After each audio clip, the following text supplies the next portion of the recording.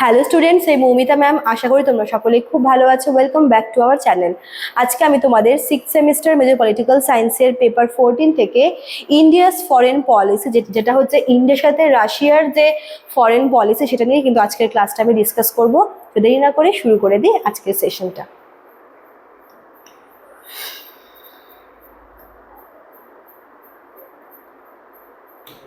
দেখো কি বলেছে, ভারত এবং রাশিয়ার সম্পর্ক ভারতের যে বৈদেশিক নীতির ওপর কিন্তু একটি গুরুত্বপূর্ণ স্তম্ভ বলতে পারো, যা ঐতিহাসিক দিক থেকে প্লাস কৌশলগত এবং বাস্তববাদী সব দৃষ্টিভঙ্গির ওপর কিন্তু ভিত্তি করে গড়ে উঠেছে।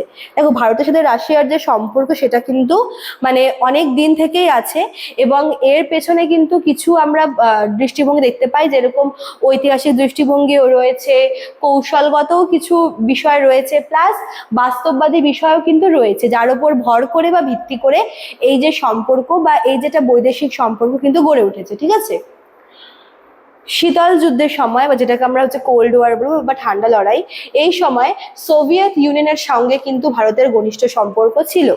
যেটা সেকেন্ড ওয়ার্ল্ড ওয়ারের পরে যখন ঠান্ডা লড়াই হয়, সেই সময় যে দুটো আলাদা ভাগ ছিল, একটা হচ্ছে সোভিয়েত রাশিয়া আর একটা হচ্ছে ইউএসএ। তো এই সময় কিন্তু হচ্ছে সোভিয়েতের সাথে ভারতের একটা ঘনিষ্ঠ সম্পর্ক ছিল, যদিও কিন্তু এই সময় ভারত কোনো দলেই যোগদান করেননি। ভারত এই সময় নন অ্যালাইনমেন্ট মুভমেন্টের নীতি অনুসরণ করেছিল, মানে যেটা হচ্ছে মানে কোনো দিকেই আর কি থাকবে না। ঠিক আছে, মানে অজোট নীতি যেটাকে বলে। এই সম্পর্ক মূলত কিন্তু পারস্পরিক স্বার্থ এবং কৌশলগত সহযোগিতার উপর নির্ভরশীল ছিল। ঠিক আছে, প্রতিরক্ষা সহযোগিতা হচ্ছে এই সম্পর্কের কেন্দ্রবিন্দু। কিভাবে মানে প্রতিরক্ষার দিক থেকে বলতে পারো যে সহযোগিতা কিন্তু অনন্তকাল ধরে হয়ে আসছে দুই দেশের মধ্যে। রাশিয়া দীর্ঘদিন ধরে ভারতের প্রধান প্রতিরক্ষা সরঞ্জাম সরবরাহকারী। ভারতবর্ষের যত হচ্ছে মানে প্রতিরক্ষা সরঞ্জাম প্রয়োজন, রাশিয়া কিন্তু শুরুর থেকেই বলতে পারো যে সরবরাহ করে এসছে। যেমন যুদ্ধ বিমান থেকে শুরু করে বিভিন্ন ক্ষেপণাস্ত্র ব্যবস্থা, সাবমেরিন, এই সমস্ত ক্ষেত্র মানে সমস্ত কিছু কিন্তু রাশিয়া যোগান দিয়ে এসছে। এক্ষেত্রে রাশিয়ার অবদান উল্লেখযোগ্য।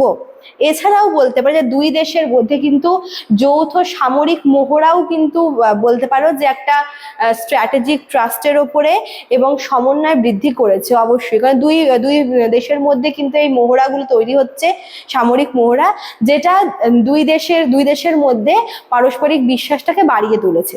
ঠিক আছে, আচ্ছা, তারপর দেখো কি বলেছে, জ্বালানি নিরাপত্তার ক্ষেত্রেও রাশিয়া কিন্তু ভারতের জন্য একটি গুরুত্বপূর্ণ অংশীদার। শুধুমাত্র যে হচ্ছে প্রতিরক্ষার ক্ষেত্রে তা না, জ্বালানি নিরাপত্তার ক্ষেত্রেও হচ্ছে রাশিয়া ভারতের জন্য একটি গুরুত্বপূর্ণ অংশীদার। অবশ্যই পারমাণবিক শক্তির ক্ষেত্রে, তারপর হচ্ছে তেল, গ্যাস, এই সমস্ত কিছুর ক্ষেত্রে কিন্তু রাশিয়া সবসময়ই সহযোগিতা করেছে ভারতকে। ঠিক আছে, এবং ভারতের যে জ্বালানি বৈচিত্র্যকরণ নীতি, সেটাকেও কিন্তু আরো বেশি স্ট্রং করে তুলেছে। ঠিক আছে, কুডানকোলাম যে প্রকল্প আছে, এটাও কিন্তু একটা বলতে পারো যে এর একটা জ্বলন্ত উদাহরণ, যেখানে রাশিয়া পারমাণবিক শক্তি থেকে শুরু করে তেল, গ্যাস সমস্ত কিছু সরবরাহ করে এসছে ভারতকে।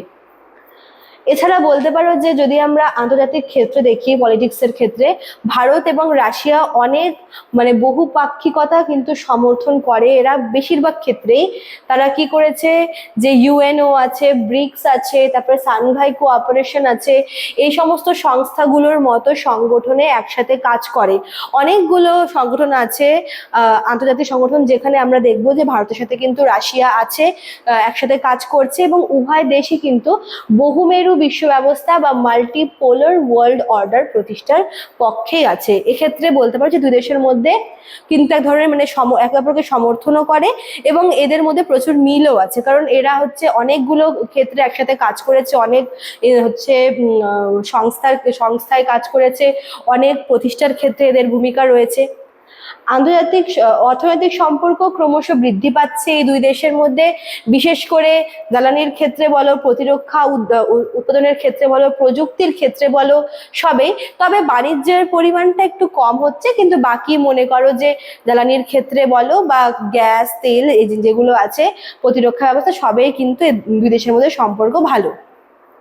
সাম্প্রতিক সময়ে ভারত কিন্তু স্ট্র্যাটেজিক অটোনমি নীতি অনুসরণ করে রাশিয়া এবং পশ্চিম দেশগুলোর মধ্যে ভারসাম্য বজায় রাখার চেষ্টা করছে। ঠিক আছে, ভারত একটা হচ্ছে এই যে স্ট্র্যাটেজিক যে অটোনমি নীতিটা আছে এর মাধ্যমে রাশিয়া এবং ওয়েস্টার্ন কান্ট্রিগুলোর মধ্যে কিন্তু একটা ব্যালেন্স করার চেষ্টা করছে। এটা হচ্ছে ভারতের স্বাধীন এবং বাস্তববাদী বৈদেশিক নীতির প্রতিফলন বলতে পারো। ঠিক আছে, সারসংক্ষেপ এটাই বলা যায় যে ভারত এবং রাশিয়ার সম্পর্ক একটা কৌশলগত অংশীদারিত্ব যা পারস্পরিক স্বার্থ, নিরাপত্তা এবং বৈশ্বিক রাজনীতিতে কিন্তু সহযোগিতার মাধ্যমে পরিচালিত হচ্ছে। ঠিক আছে, চলো, তো এই ছিল তোমাদের আজকের ক্লাসটা। যারা ভাবছো আমাদের কাছে অ্যাডমিশন নেবে তারা আমাদের অফিসিয়াল নাম্বারে কল করে নিতে পারো। আমাদের অফিসিয়াল নাম্বার দেখো দেওয়া আছে এখানে। এছাড়াও কিন্তু এখানে কোর্স ফিটাও দেওয়া রয়েছে মেজরের জন্য এবং মাইনরের জন্য। ঠিক আছে, চলো আজকে এতটুকুই থাকলো, দেখা হচ্ছে নেক্সট ক্লাসে। Thank you.